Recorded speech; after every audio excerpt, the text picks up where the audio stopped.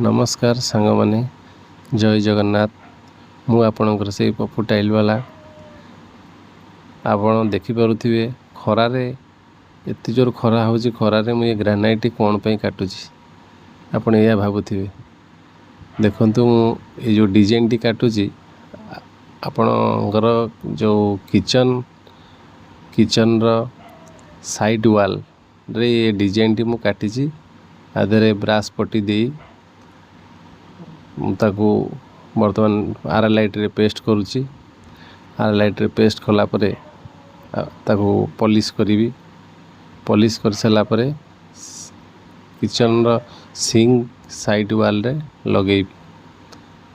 जेहेतु kitchen sink रे धुआ धुई कले पानी छिटाटी पड़िबो ता साइड रे फ्रिज टी रखिबे से घर मालिक। तो पानी छिटा न पड़िबा पई से ए डिजाइन टी सेठी लगौछि। देखंतु वर्तमान रेडी करी लगेई देली। लगेला परे आर पॉलिश काम बाकी रही।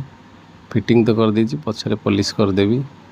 पॉलिश हैला परे आर फाइनल लुक टा देखंतु केमिति लागुछि। आपण मानको भल लागुछि ना?